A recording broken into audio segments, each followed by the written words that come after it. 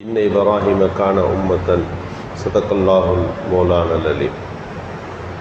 மேலான அல்லாஹுவின் நல்லடியார்களே,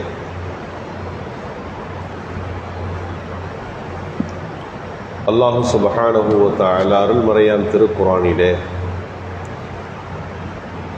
பல்வேறு நபிமார்களின் வரலாறுகளில் ஹஜ்ரத் இப்ராஹிம் அலைஹிஸ்ஸலாம் அவர்களுடைய வரலாற்றை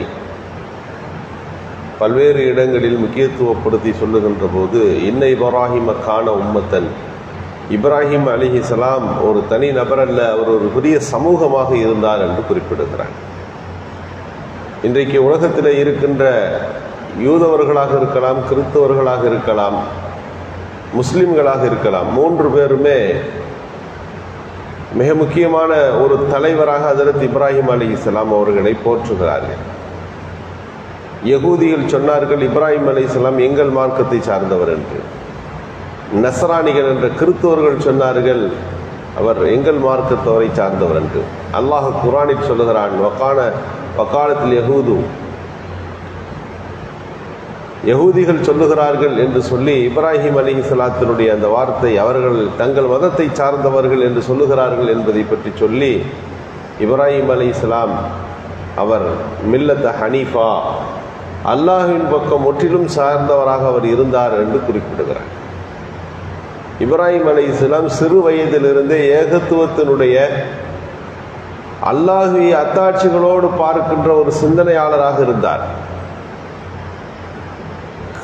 சின்ன குழந்தையிலேயே பல்வேறு கேள்விகள் அவர்களை சற்று ஊரிலிருந்து ஒதுக்கி வேறு இடத்துல வைத்திருந்தார்கள். அவர் ஆரம்பமாய் இந்த சிந்தனை வயப்படுகின்ற போது ஃபலம்மா ஜன்ன அலைஹி லைலு ரஆ கௌகபா, இரவு நேரத்தில் நட்சத்திரங்களை எல்லாம் பார்த்தார். கால ஹாதார் ரப்பி, இதுதான் என் கடவுளா என்று கேட்டார். அந்த நட்சத்திரங்களெல்லாம் மறைந்த போது சொன்னார், மறைபவைகள் என் கடவுள் அல்ல என்று சொன்னார். ஃபலம்மா ரஅல் கமர பாஸிகன், அப்புறம் கொஞ்ச நேரத்தில் சந்திரன் பெருசாக வந்தது, அதை பார்த்தார், இதுதான் என் கடவுள்னார், அதுவும் மறைந்தது. மறைபவைகள் என் கடவுள் அல்ல என்றார். கடைசியாக சூரியனை பார்த்தார், சூரியனும் மறைந்தது.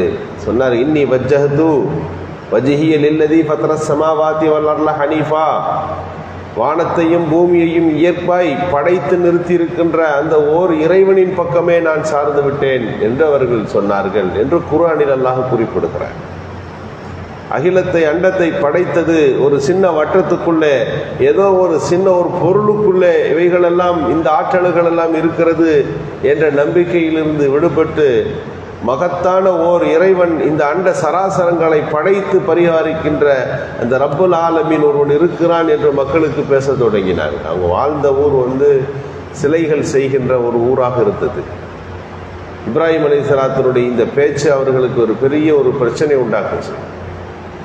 அந்த மக்களுக்கு போதிப்பதற்காக வேண்டி அவர்கள் செய்த பல்வேறு ஒரு பகுத்தறிவு சார்ந்த சில வேலைகளை திருக்குர்ஆனில் அல்லாஹ் பதிவு செய்திருக்கிறார். அங்கே இருந்த சில விக்கிரகங்களை அவர்கள் சேதப்படுத்தி விடுகிறார்கள். அங்கே இருந்த ஒரு பெரிய விக்கிரகத்தின் கையில் அந்த கோடாலியை கொடுத்து விட்டார்கள். மக்களெல்லாம் கேட்டாங்க, இது யார்? திருவிழா அன்னைக்கு ஊரில் யாருமே இல்லை, எல்லாம் வெளியே போயிருந்தோம், இது யார் இப்படி செஞ்சது என்று அவர்கள் பேசிக்கொண்டார்கள். அப்போ சொன்னார்கள், இந்த ஊரில் ஒரு வாலிபர் இருக்கிறார், ஃபதன் யுகாலு லஹு இப்ராஹிம், அவருக்கு இப்ராஹிம்னு பேர், அவர் தான் இந்த மாதிரியான புரட்சி கருத்துக்களை ஊரில் பேசி கொண்டிருக்கிறார், அவரை கூப்பிட்டு விசாரிக்கலாமே என்று கேட்டு, இந்த மாதிரி நடந்திருக்க என்ன காரணம் அப்படின்னா, உடையாம நிற்கிற அந்த பெரிய விக்கிரகத்திடத்தில் நீங்கள் கேட்கலாம் இல்லையா யார் செய்ததுன்னு. அப்போ சொன்னார், சில எந்த ஊர்லையா பேசிச்சு, என்னவோ பேசுகிற என்று கேட்டார். இப்போ பேசாத, தன்னை தற்காத்து கொள்ளாத, தனக்கு ஏற்படுகிற இடையூறை கூட தடுக்க முடியாதவைகள் தான் உங்களுக்கு நல்லதும் தீயதும் செய்கிறது, உங்களுக்கு பல்வேறு விதமான உதவிகளை புரிகிறது என்று சொல்லுகிறீர்களே, தங்களுக்கு தாங்களே உதவி செய்யாதவைகள் எப்படி எல்லோருக்கும் உதவி செய்யும் என்று கேட்க வருகிறேன் என்று அவர்கள் சொன்னார்கள். மன்னர் எல்லாம் கூடினாங்க, இதுக்கு என்ன செய்யலாம், இவர் மரண தண்டனை கொடுத்துருவோம் அப்படின்னாங்க. மரண தண்டனையை நிறைவேற்றப்பட்டது. இன்றைக்கு சிலுவையில் அறைந்து கொள்ளுகிற பழக்கம் கொஞ்ச காலம், தூக்கு கயிறு என்பது ஒரு மரண தண்டனைன்னு ஒரு பகுதி. அதுபோல் அன்றைக்கு அவர்களுக்கான மரண தண்டனை என்னன்னு கேட்டால் நெருப்பில் தூக்கி போட்டுருவாங்க. அதுதான் மரண தண்டனை. அப்போது நெருப்பு எரிக்கப்படுகிறது, பக்கத்தில் போக முடியல. ஏன்னா எல்லாரும் பார்க்கணும், அப்போ தான் எல்லாருக்கும் ஒரு பயம் இருக்கும் அப்படின்ற மாதிரி என்ன செஞ்சாங்கன்னா நெருப்பை பெருசாக மூட்டிட்டாங்க. மின்ஜனிக்குன்னு ஒரு கருவி, அதாவது தூக்கி எறிகிற மாதிரி ஒரு கருவியை கொண்டு வந்து அவர் வைக்கப்பட்டு அவர் தூக்கி எறியப்பட்டார். அல்லாஹ் குர்ஆனில் சொல்லுகிறான், குல்னா யானாரு கூனி பர்தன் சலாமன் அலா இப்ராஹிம், இப்ராஹிமுக்கு குளிர்ச்சி தருகிற பொருளாக நீ மாறிவிடு என்று சொன்னோம். இப்ராஹிம் அலைஹிஸ்ஸலாம் சட்டை கருகியது, அவர்கள் கையிலே கட்டித்தான் அவர்களை தூக்கி எறிந்தார்கள். கையில கட்டப்பட்ட கயிறுகளை அது கரிந்து போனது.